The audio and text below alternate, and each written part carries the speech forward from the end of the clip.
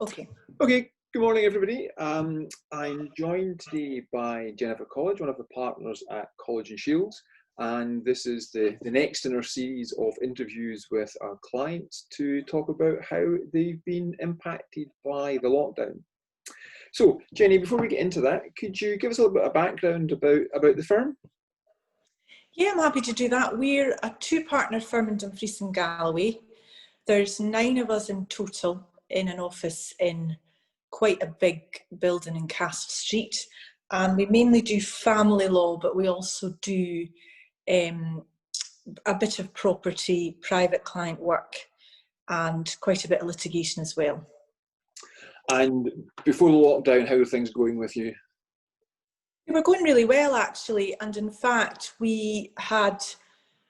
I'd done a big recruitment drive and I was due to hire 3 trainees, and in fact we all went out for dinner on the 13th of March and we're celebrating the fact that these trainees were going to be joining us, but then I had to let them go because we were locked down. Oh gosh, that is unfortunate timing, isn't it? Rubbish.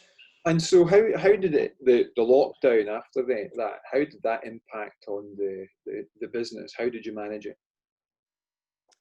Well, I think the straightforward answer is we managed just, but we found it, and certainly I'll speak for myself, I found it punishing, because one of the problems that I had was I was a wee bit like, well, I was like a rabbit in the headlights when the lockdown came, because I wasn't really keeping an eye on the news. I was busy with work and kids and all that jazz.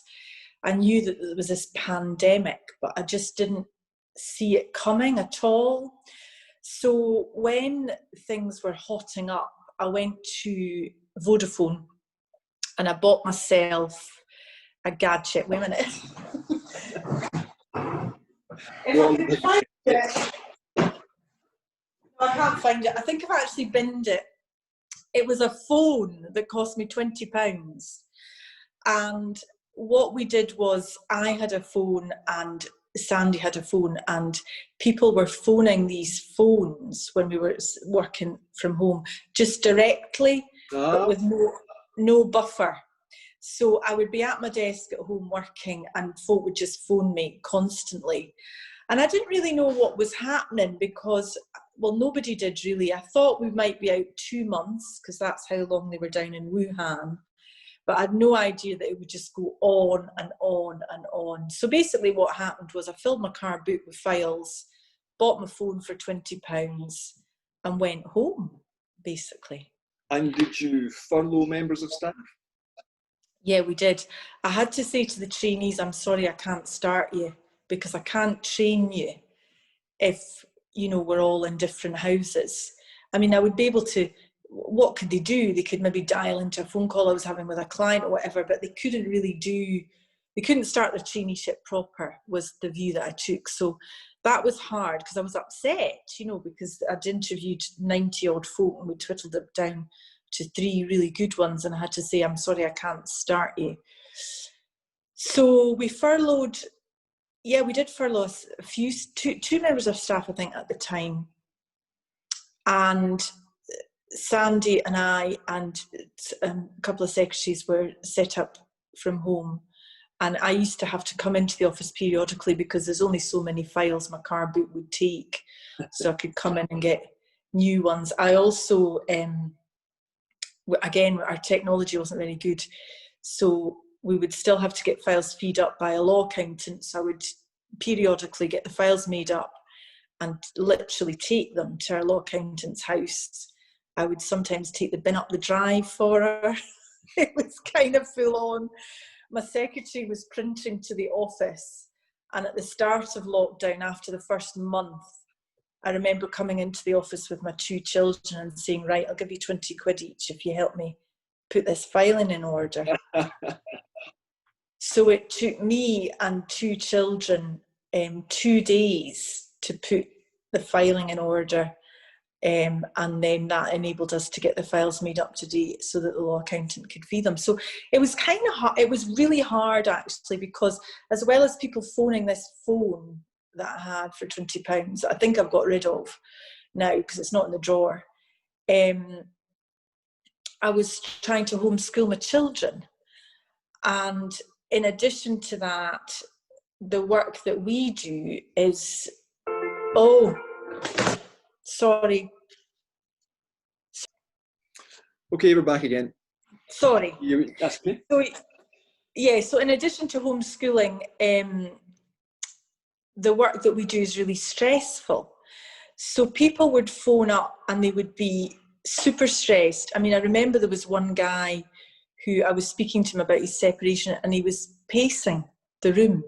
You know, he was on FaceTime with me and he was pacing the room as he was talking. And I was, you know, you worry about these kind of folk. I've also, I have to say, I lost a client to suicide. Oh, you know, the suicide rate went up, and it was a separation, kind of messy. So there was a lot of kind of hard stuff going on. And one of the biggest things was we just had no idea how long it would continue for. Oh, that's terrible. So yeah, I've got some, you know, there's lots of stories I could tell you, but it was real. I would say lockdown was punishing. And the biggest thing for me, if I can say what was the worst thing about it, was trying to practice family law within the earshot of your children.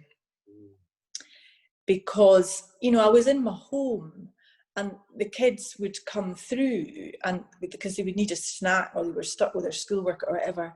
And although I would say, look, leave me in peace and don't come through, they would come through, and it's their home. And they would, Jenny? well, my kids are at the moment 14 and 11, so very aware of what was going on. And we had hearings that would go on the phone. You know, the sheriff would phone up. And there was one time I was doing a really, really stressful hearing about a guy looking for contact with his daughter. And, you know, I was on the phone, I was quite heated. And Louisa, my youngest one, burst in and said, "Mum, how do you spell neighbour?" Oh, dear. Yeah, the trial. And I said, will work. I know, and I said to her, "Oh, for crying out loud, you should know how to spell neighbour. You go to the S1." But the sheriff was on the phone, so he starts laughing, the sheriff. Anyway, neighbour, I mean, you know. So you kind of laugh about it, but actually see this work from home, very difficult doing family law, very difficult doing it within the earshot of your children, really difficult doing it with a rubbish phone. So I'm sorting things now. Do you know that we've got a better Are you all now? Are you all back in the office now, Jenny? Yeah, well, we are back in the office, but I've locked the doors to the public. I have to say though, in lockdown, I was going around folks' gardens with my gardening gloves on and a mask on, getting them to sign documents, because, you know, life goes on. There's separation agreements needing signed. And the other thing I was doing a lot of was employment law, and that was quite grim. You know, so employment law, we were doing settlement agreements a lot. So I would go to people's gardens and stand back and have my gloves on and my mask on and get them signed. And then they changed the law, which meant you could sign things remotely. So that was good. And we've done Zoom, and we've done WhatsApp video calls, and we've done FaceTime and all that stuff. So, but we are based in the office because that's where all the files are and the technology is. And the benefit, I think, of being back in the office is huge for us because we can help each other. You know, one of the big things about lockdown that I found was that you can't train folk, you can't supervise them either. And we had another thing where my secretary became very, very unwell in lockdown, and I didn't know, and I was just piling the work on, you know, so there's all sorts of problems with it.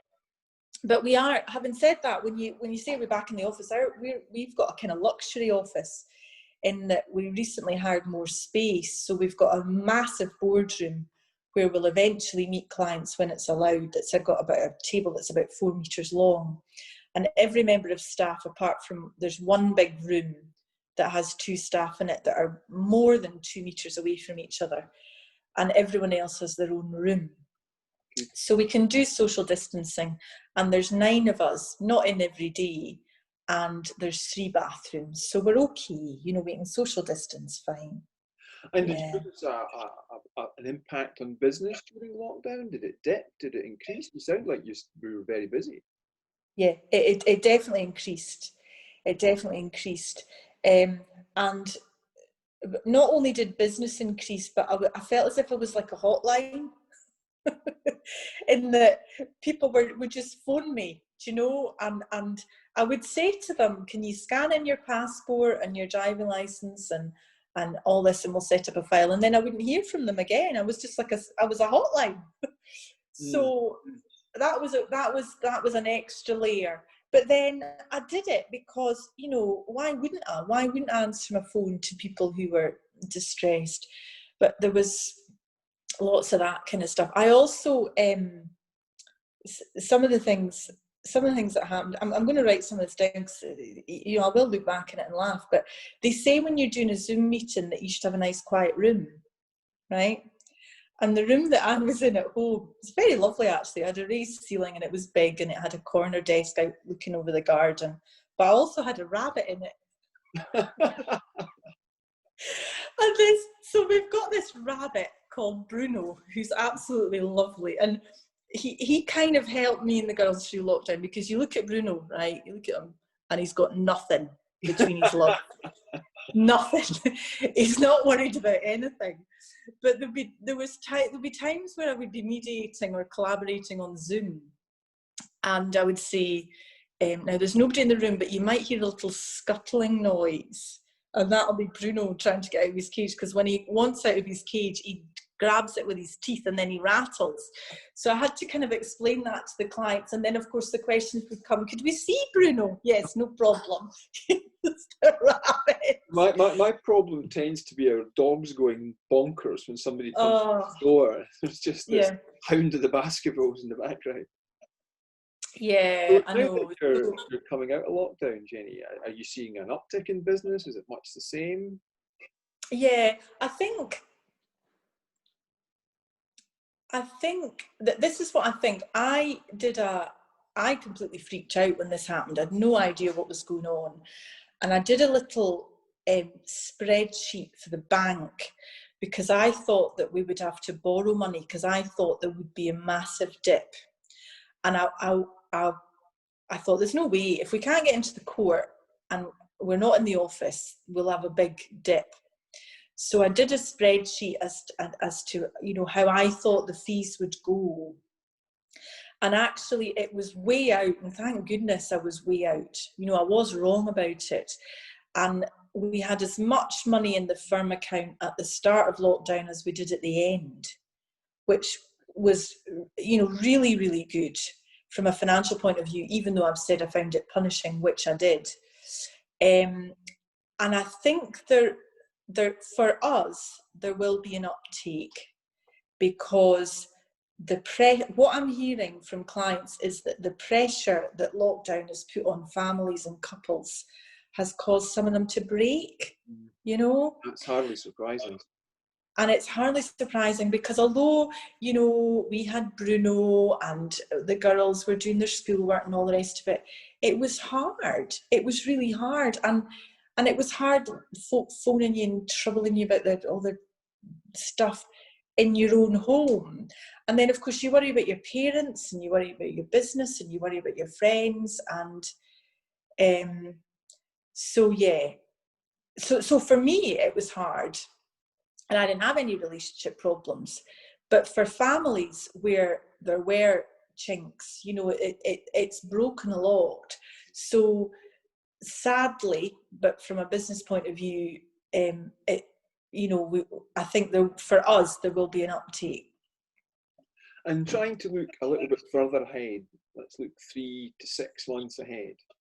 What are your thoughts on the impact that the lockdown is going to have? On lawyers, on life in general, or? Let's stick with lawyers rather than... Stick with lawyers, yeah, stick with lawyers. Well, I think that there will always be work for good lawyers to do. That's what I think. There's a lot of people reassessing stuff. The property market's going crazy. People are thinking very carefully about, you know, where they want to live. who they want to be in a relationship with. So lawyers need to sort all that stuff out. There's no two ways about it. So our phones are busy. It's quite interesting. I mean, what effect, I mean, sort of put words in your mouth, but what you're really saying, I guess what you're saying is that lockdown has given people a chance to just reassess their lives and their relationship. And this next 6 months is going to be the result of that, while they put into play and implement the changes that they want to make to their lives. And lawyers will have a role in that. Yeah, definitely. Because as well as the separation work, people are phoning us about wills and powers of attorney. You know, that's important too. And property matters. So I think for the next 6 months, I think that we'll be busy. After that, it'll probably continue at the rate that it's generally always done. I'm a bit of a freak, a wee bit like you, David, in that I look at a lot of figures. So I look at how, you know, what the fee income's been like throughout the course of the business. I've got them right going back to the start. So I think there will be, generally, there will be separation work. I don't think it's going to get any less, but I think in the next 6 months we'll see more of it. You know, and that's good for us, because all that I really wanted was to keep the business going. You know, it's it was not a scary about time, wasn't it? I know, but it was scary, because if you look at my chart that I'd prepared that I was completely wrong about, you know, it's not nice to look at, having to borrow that amount of money and also worrying about how you're going to repay it. But thankfully, we're not at that stage. And what we're really trying to do, we're really trying hard to do now, is we thought, and this was a good thing to do. Sandy and I had a discussion. We thought, right, how are we going to provide top quality legal services looking to the future? And what we thought was, right, look at it from a client's point of view. There'll be some people who just don't want to come in the office at all, who don't want to go near the town or near a lawyer's office, who are terrified. And then there'll be other people who would come in a heartbeat and come in every day. Like, we've had some of them, not in lockdown though. And then there'll be a range of other people who might want to have one meeting, but then do the rest via Zoom. They might want to suss us out once. There might be folk who are quite happy to do the whole thing by email or Skype or Zoom or video call or WhatsApp, whatever. So what we've decided to do, because it will happen, you know, non-essential offices, which is what we are, will be allowed to reopen to the public, is at that point, we're not going to just open the door and see what happens. We're going to be saying to people, how would you like to work with us? You know, I mean, I have no problem in putting a mask on, putting gardening gloves on, and taking a deck chair and going to somebody's back garden, if that's what they would feel safe with. But by the same token, I totally understand if you're going through a separation, you might want to see your lawyer, you know, for the first time. No problem. They can sit at the boardroom, we can be 4 meters apart. And other people, you know, on the phone, email, Zoom, Skype. So that's what we're going to do. And actually, that has been a really positive exercise, because if we hadn't had the lockdown, and if we just continued the way we were doing, you know, we would just phone up, make appointments, and we would see 8 people a day. There's no need for that anymore, you know. So not only are your clients reassessing how they want to do things, you're also reassessing how you want to do things in light of the law. No, it's really interesting. Yeah, and so we have. my final question then is, if there's one thing that you could take out of lockdown as a lesson, what would it be? As a lesson for me as a lawyer? Yep. Yeah, okay. Well, I think what it's done is it's reinforced to me the most important thing about being a lawyer, and that is client care. You know, if you get that right, then you're sound. And I say that, and I've trained 4 lawyers over my career, who've all gone on and are doing well. In fact, one of them is my business partner. And I said that to them all on day one. It's client care, and that is the most important thing in any transaction but more so in lockdown. And if you can be available to them and get them through a separation calmly and efficiently and get the stuff signed and, you know, bill them reasonably and reassure them, then I think that's what we need to be doing as lawyers. That's what society needs to be doing anyway. I'm getting all deep and meaningful, but do you know what I mean? We just need to like look out for each other. And so yeah, it's really underlined client care is the most important thing about practicing law, particularly in the lockdown. Because if you think about it, if you're going through a separation, you're absolutely stressed out your head and your lawyer's not phoning you back, or you can't get a lawyer, or you're confused about what's happening, or you're confused about a document, then, you know, FaceTime us. Jenny, and on that pearl of wisdom, we'll call it quits. Thank you very much. Thank you, David. Lovely to see you. Sorry about the technology problem.